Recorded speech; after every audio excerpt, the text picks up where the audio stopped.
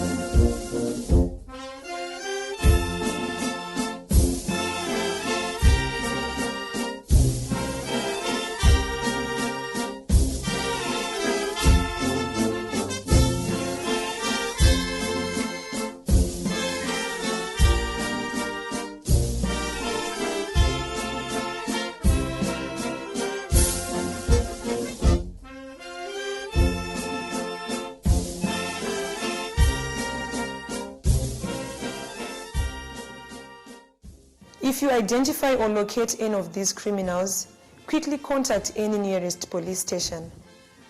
Alternatively, you can contact us on our National Complaints Desk number 0242 703 631. You can also contact us on our WhatsApp, Facebook, Twitter, as well as our ZRP website. As police, we applaud the cooperation that we always get from you members of the public in combating crime.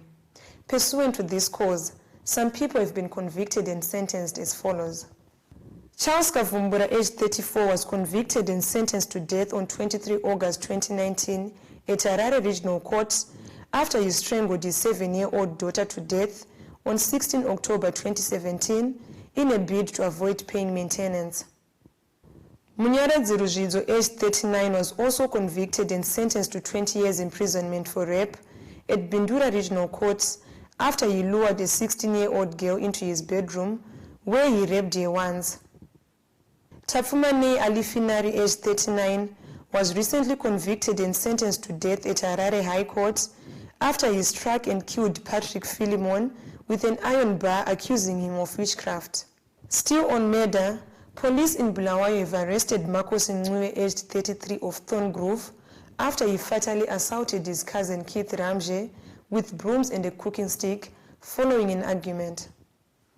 The two stayed together as cousin brothers, and on 17 August 2019, the two went out for a beer drink and came back home at around 2100 hours.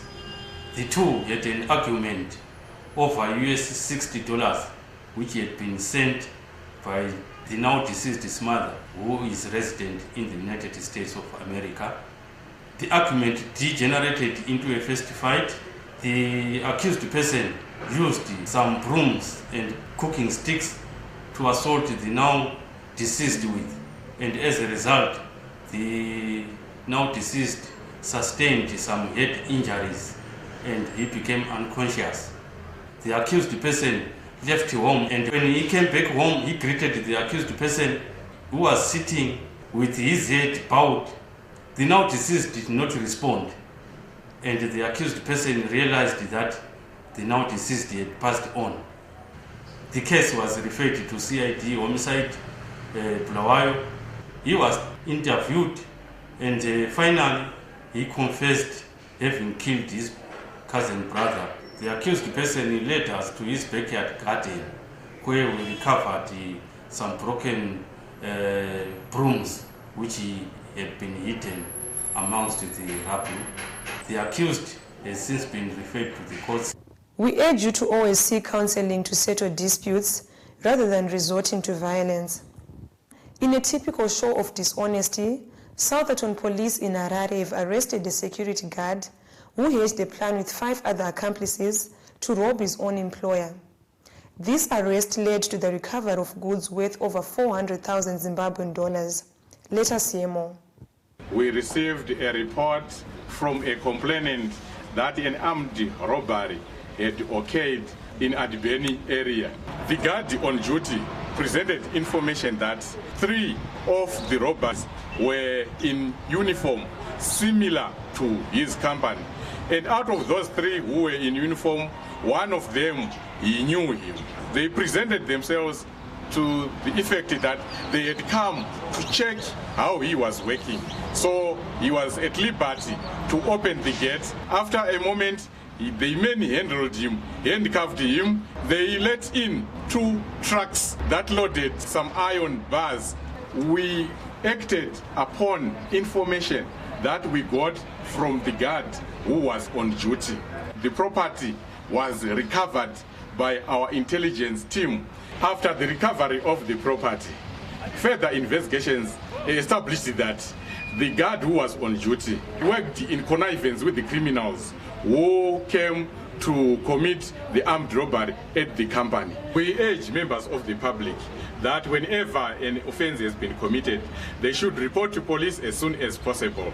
In this case, the case was reported on the 26th of August 2019, and within 48 hours, we managed to arrest 6 accused persons, and then we also managed to recover property worth 440,000 RTGS. So your prompt report of such crimes would mean to say that police will work tirelessly till those people are arrested and the property is recovered.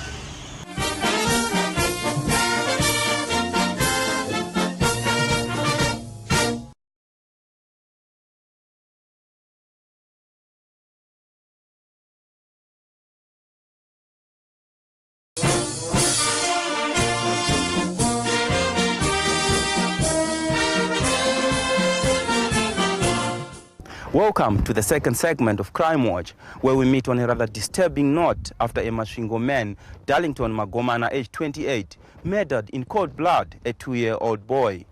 We visited the house where the innocent boy was picked by the suspect.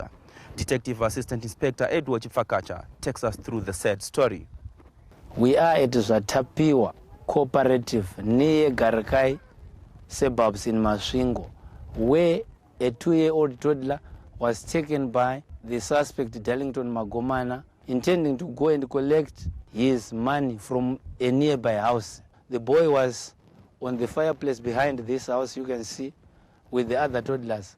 The accused took the boy and proceeded towards Mcheke River and traveled with the boy for about 10 kilometers to Sundowner's Lodge. To those who know Masvingo, the distance is about 10 kilometers, and was traveling on foot, carrying the baby on his back. Behind Sundowner's Lodge, there's a dam along Mcheke River where he performed his rituals by cutting the boy's throat and the palms for ritual purposes. Now we're at the crime scene, that is Mcheke River, where we talk to Detective Assistant Inspector Chifakacha. We are at a scene of murder where the deceased, Nyasha Makulani, was murdered by the accused person, Darlington Magomana. This is the place where the accused hid the deceased's clothes underneath this rock. Inside the clothes, there were the deceased's palms. From here, I will direct you to where he slit the deceased's throat and hid him under the hyacinths.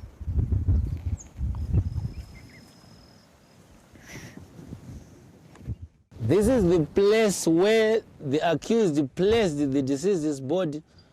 The throat was on this side, that is the head was on this side, whilst the hands, the legs were on this side.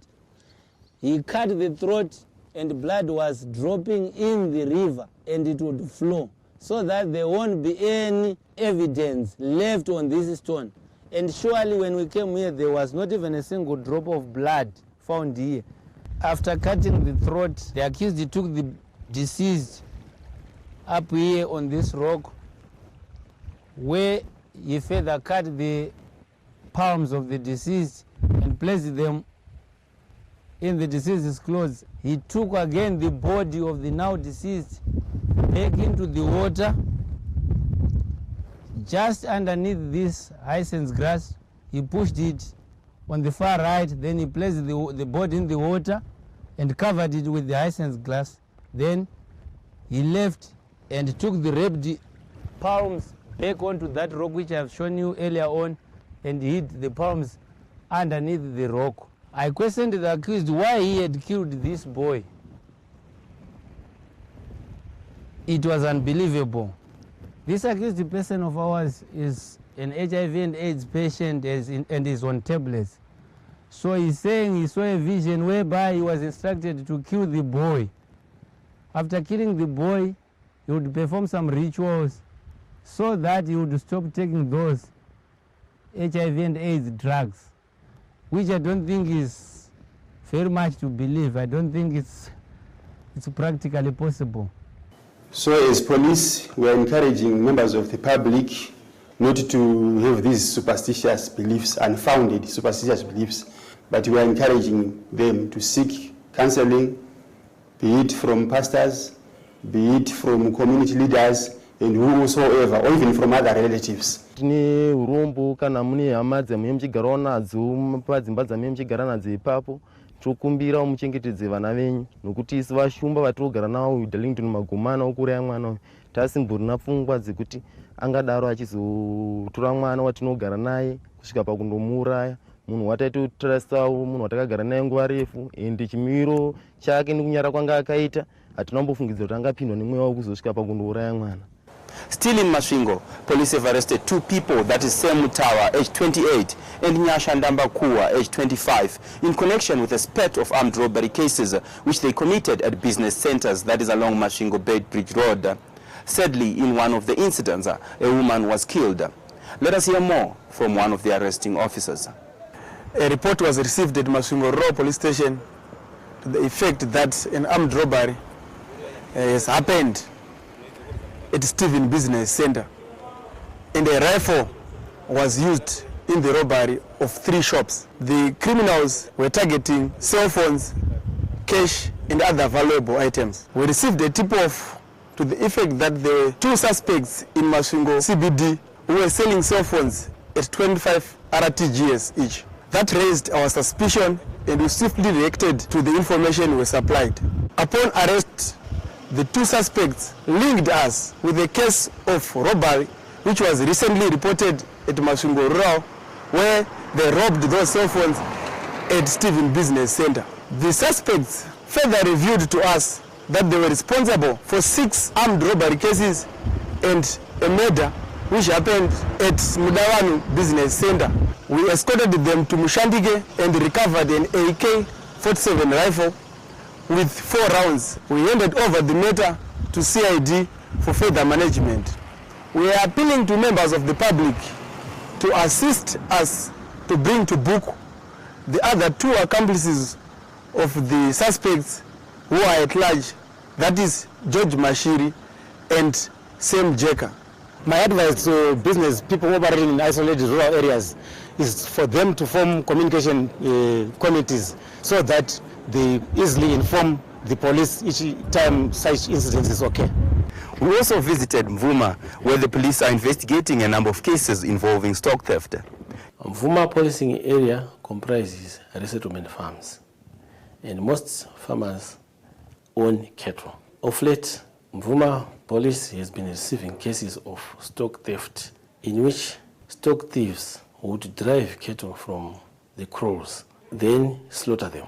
We received a case of stock theft in which one accused, Knowledge Machimbira, stole 1 beast. Police officers made a follow-up to that matter, which led to the arrest of the accused person. The accused was then taken to Mvuma Magistrate Court, where he was sentenced to 9 years imprisonment. Be warned that stock theft carries a mandatory jail sentence of 9 years, and anyone who is found on the wrong side of the law will certainly be brought to book. Stay tuned. We'll be right back.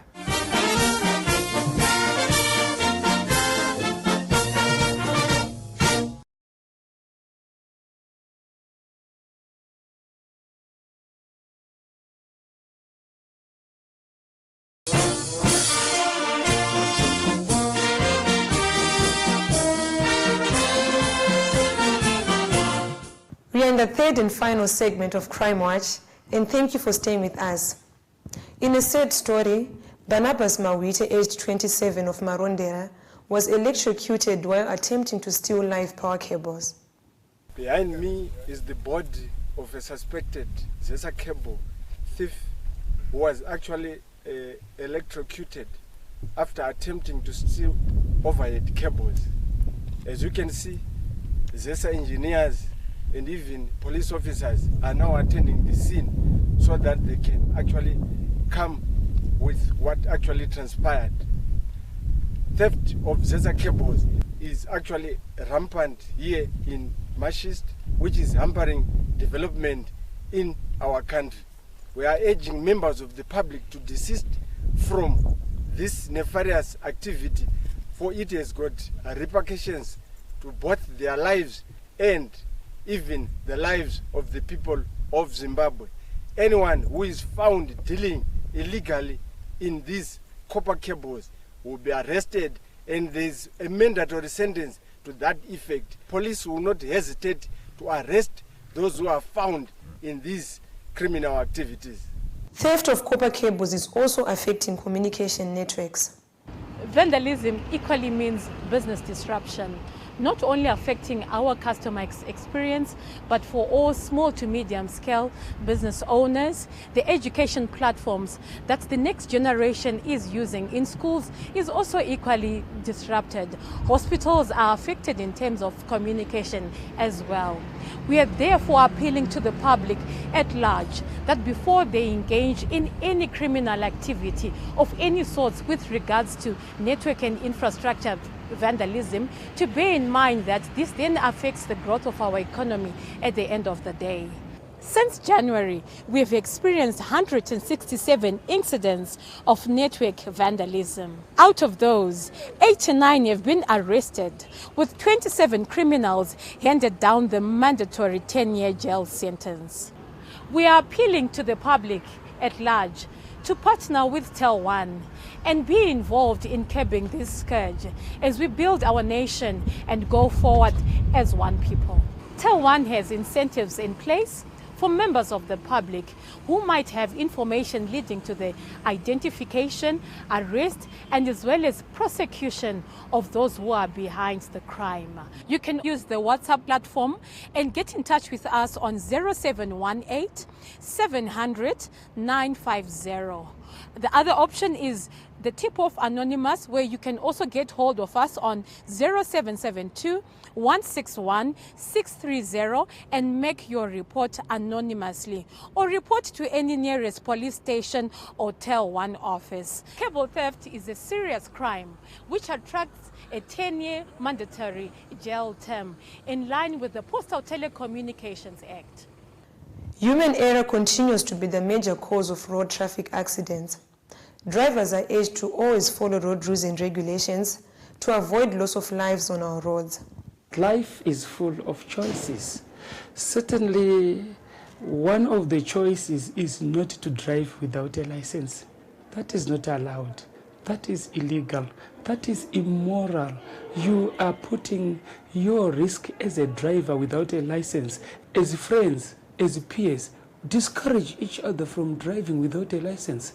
At church level, vanhu vachipenyerwa neshoko redenga, vanhu vachiti hareruya rugare kuna vanotenda, vamwe vachiti Afrika yedu yakazodai, ko munozotyairei musina malicense? Apa munenge makaita overload. There is also another issue whereby people engage in what we call unauthorized driving.